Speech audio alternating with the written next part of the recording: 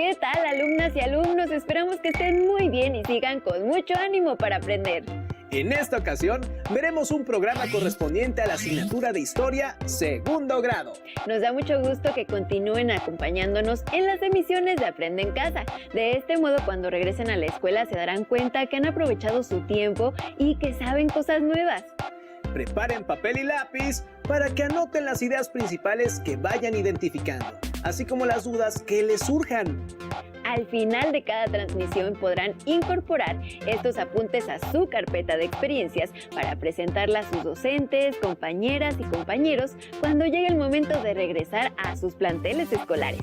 En otras oportunidades ya hemos hablado de las reformas borbónicas. Sin embargo, en esta oportunidad retomaremos algunos de sus aspectos para vincularlos como causas de un proceso de mayores dimensiones, la independencia de México. Como hemos visto, las reformas borbónicas se implementaron en la Nueva España por indicaciones del rey Carlos III, quien consideraba que a partir de ellas podría recuperar el control de sus colonias y además regresar a la metrópoli el poder que había ido perdiendo por diversas circunstancias. Estas reformas tuvieron un fuerte impacto en diversos ámbitos de la vida política, social, económica y cultural de la Nueva España y generaron reacciones a favor y en contra. Seguramente el rey y quienes aplicaron las reformas en las colonias jamás imaginaron que algunos criollos las convertirían en causa de la naciente idea de separarse de España. Acompáñenos a ver el siguiente segmento para recuperar los elementos más importantes sobre las reformas borbónicas. El siglo XVIII en la Nueva España se caracterizó por múltiples cambios impuestos por la corona española, a través de una serie de reformas con el fin de recuperar el control y poder que había perdido de sus territorios americanos. ¿Cuáles fueron las principales reformas borbónicas y cómo impactaron en la política, el territorio, la economía, el poder militar y la religión de la Nueva España? Veámoslo. A inicios del siglo XVIII murió Carlos II, rey de España. Al no tener descendientes, su sucesor en el trono fue su sobrino nieto Felipe de Borbón, quien también era nieto del rey de Francia, Luis XIV. Felipe de Borbón se convirtió en Felipe V, rey de España, por lo que la corona española quedó en manos de la familia Borbón, de origen francés. Bajo este mandato, iniciaron una serie de cambios. Las reformas borbónicas constituyeron un proceso de modernización basado en el absolutismo monárquico y en una nueva forma de pensamiento surgido en Europa, la Ilustración, que entre otros aspectos daba gran importancia a la razón, a la división de poderes y a derechos como la libertad y la igualdad. Se buscó el progreso de la nación, pero se mantuvo todo el poder en el monarca. A este nuevo modelo de gobierno se le conoció como despotismo ilustrado. Hasta antes de las reformas borbónicas, las posesiones españolas en América, principalmente la Nueva España, contaban con cierto grado de autonomía. Se compraban los cargos públicos, los funcionarios imponían los tributos y se evadía el control de la corona. Las reformas más trascendentes se realizaron durante el reinado de Carlos III, hijo de Felipe V. En este proceso tuvo un papel fundamental José de Gálvez, designado visitador general del Reino de la Nueva España, quien se encargó de aplicar estas reformas y vigilar su funcionamiento entre 1765 y 1771. Gálvez cerró algunas oficinas y limitó el poder del virrey, dividiendo el territorio en 12 intendencias. El dirigente de cada una tenía todo el poder de su jurisdicción. Aplicó la disminución de cargos importantes en manos de los criollos y la desaparición de la venta de concesiones de recolección de impuestos. También constituyó el monopolio real de tabaco, con lo que la corona se hizo cargo absoluto de esta empresa. Paralelamente a estas reformas, en 1764 llegó a la Nueva España el Regimiento de América, con el fin de mantener el orden. controlar los levantamientos y evitar invasiones, principalmente de los ingleses. El ejército de la Nueva España se integró por todos los grupos étnicos del virreinato, pero los altos mandos se reservaron para los peninsulares. También se aplicaron reformas a la Iglesia para limitar su poder político y mantenerla bajo la tutela del rey. Los jesuitas fueron los fundadores de los colegios donde se educaron las élites novohispanas, y por ello contaban con numerosas propiedades y riquezas, además de poder político. En 1767, el rey ordenó la salida de la orden jesuita de los territorios españoles, acusándolos de actuar en contra de los intereses de la corona y de ponerse incluso por encima del Papa. Para el año 1778, se decretó el libre comercio entre América y España, pero fue hasta 1789 que se permitió para la Nueva España, y se crearon consulados como el de Veracruz y Guadalajara en 1795.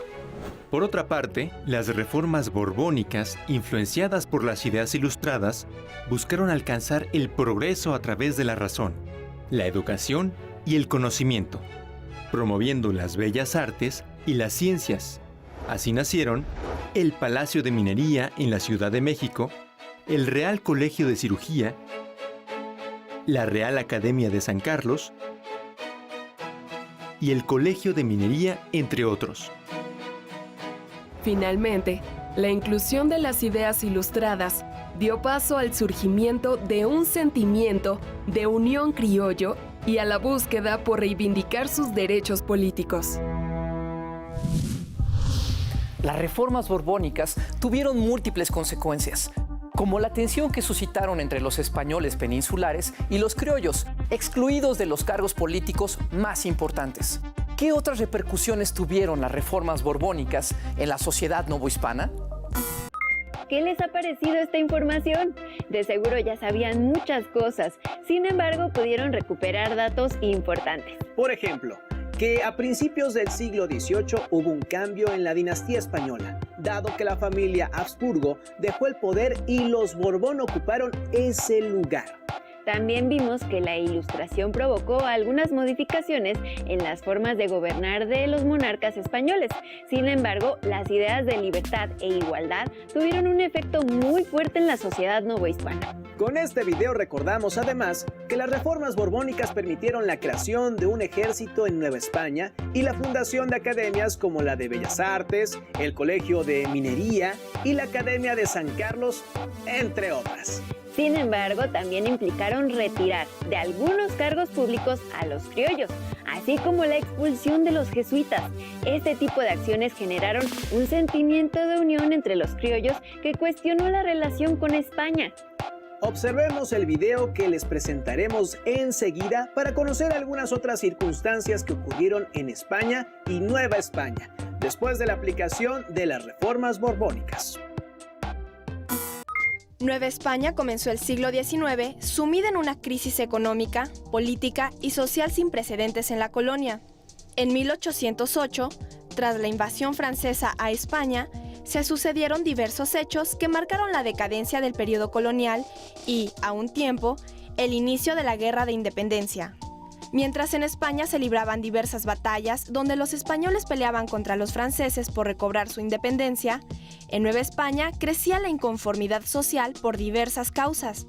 Algunos españoles pensaron que ante la ausencia del rey Fernando VII, una opción viable era convocar a los representantes de todas las provincias y territorios que conformaban los reinos de la corona, con el fin de evitar estar bajo el mando de José Bonaparte. En Nueva España, esto no fue bien visto, ya que no convenía a los peninsulares, quienes buscaban conservar sus derechos y privilegios que, desde su perspectiva, solo podrían preservarse con la monarquía. Los peninsulares se organizaron y el 15 de septiembre de 1808 tomaron por asalto el Real Palacio de México y depusieron al virrey.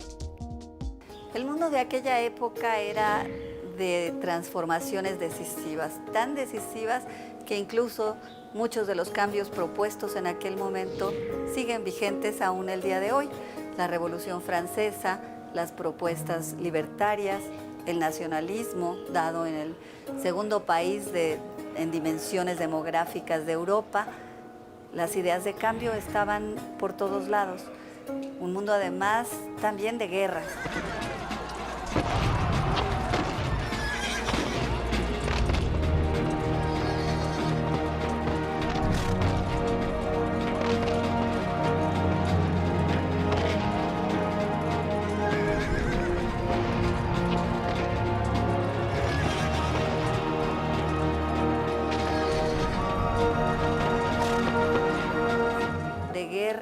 En donde había desembocado la situación europea en 1795 por una confrontación entre las grandes potencias europeas.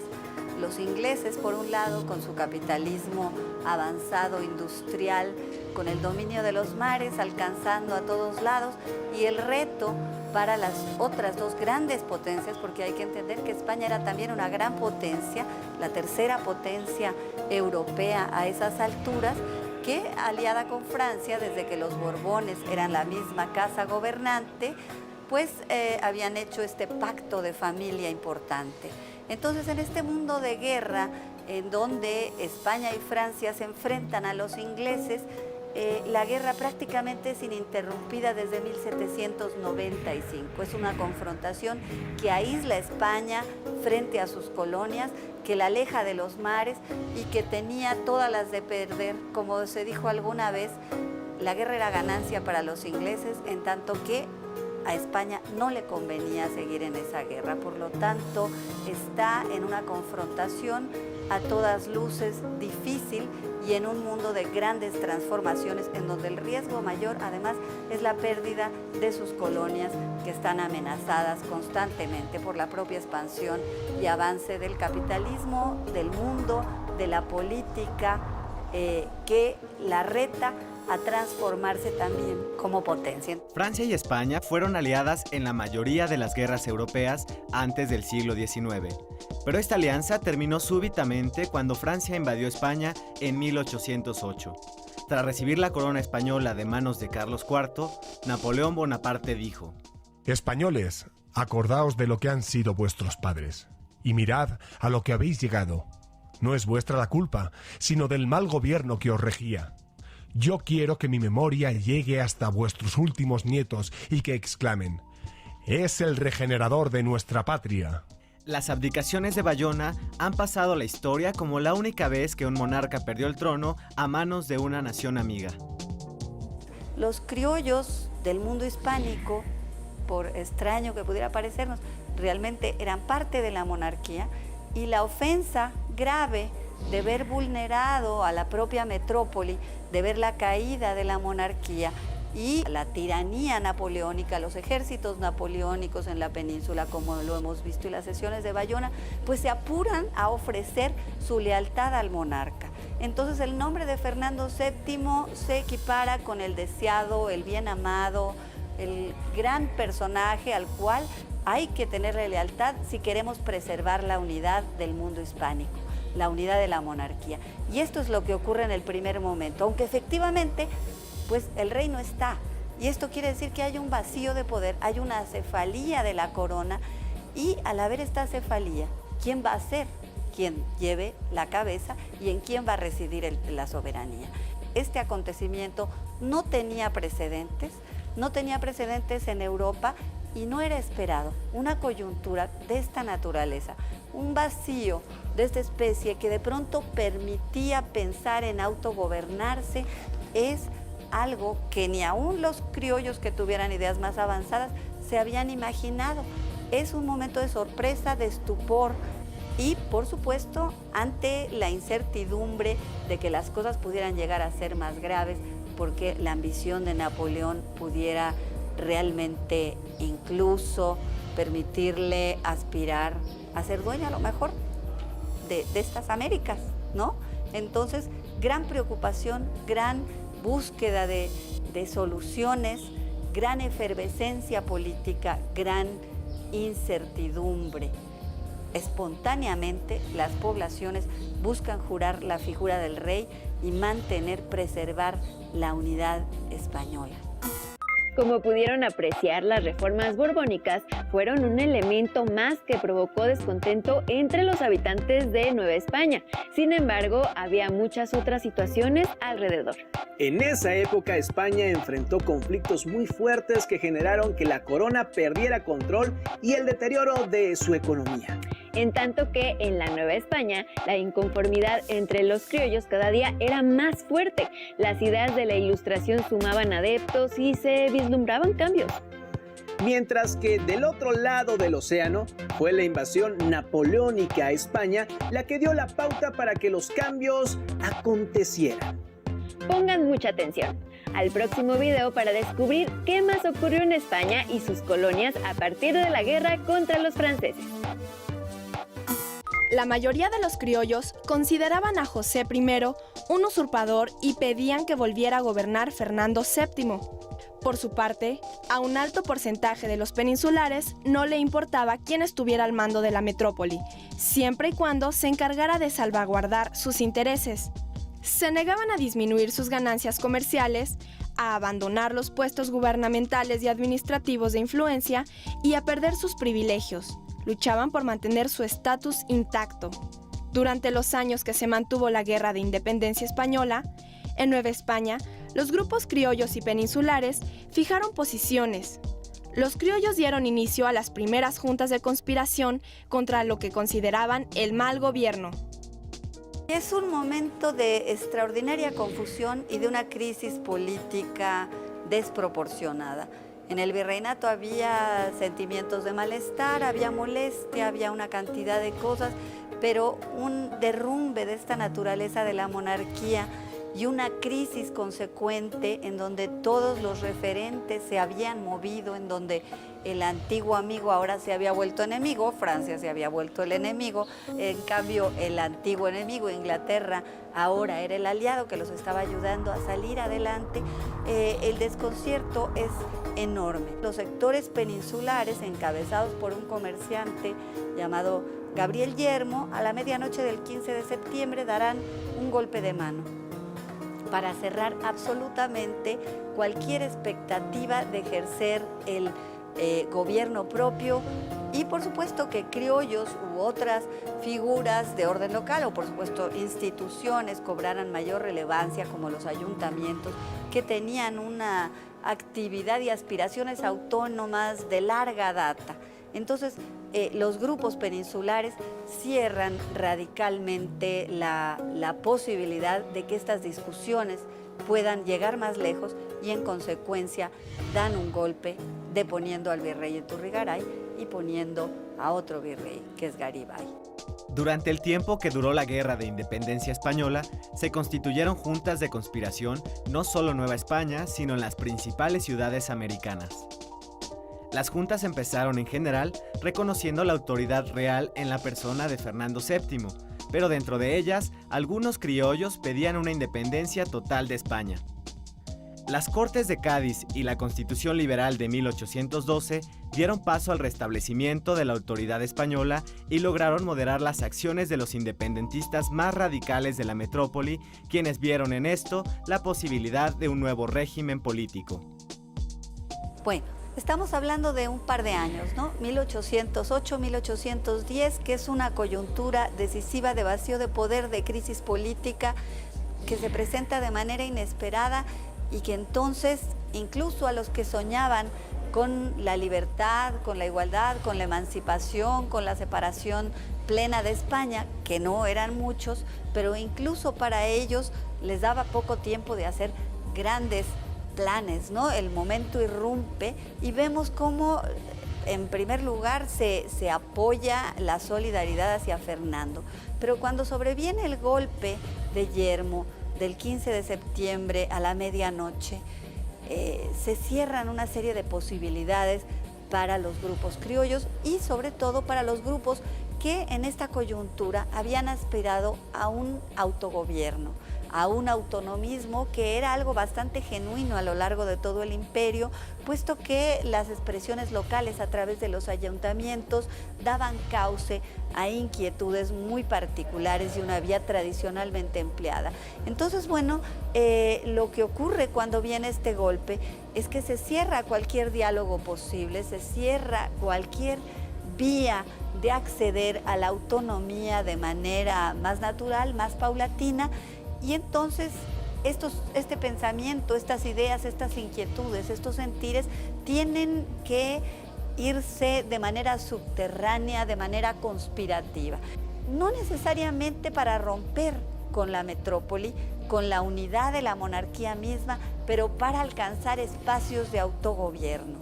Entonces, en la medida en que hay también más agravios, hay mayores inquietudes que probablemente lleven a explosiones más drásticas, como será, por supuesto, el caso del levantamiento de Hidalgo, que parte de una conspiración también, una conspiración que buscaba no necesariamente alcanzar las proporciones que después alcanzará este movimiento decisivo de la historia de la Nueva España y de la nación mexicana futura.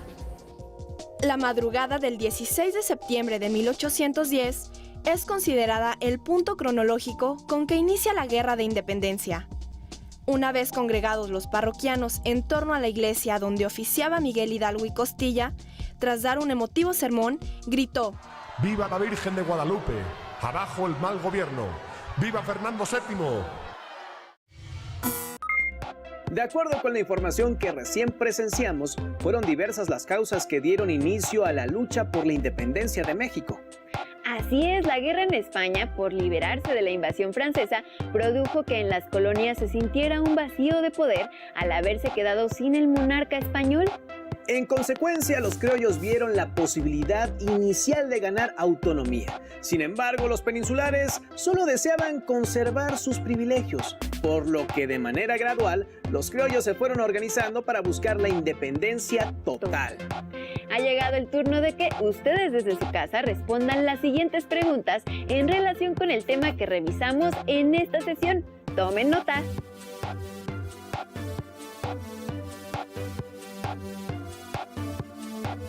Elaboren una lista de las causas que provocaron el movimiento de independencia.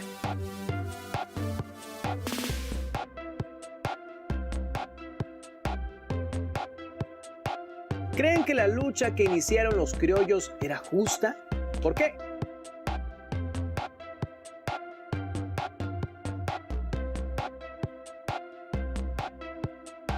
¿Qué ideas de la Ilustración consideran que tuvieron mayor influencia entre los criollos? ¿Por qué?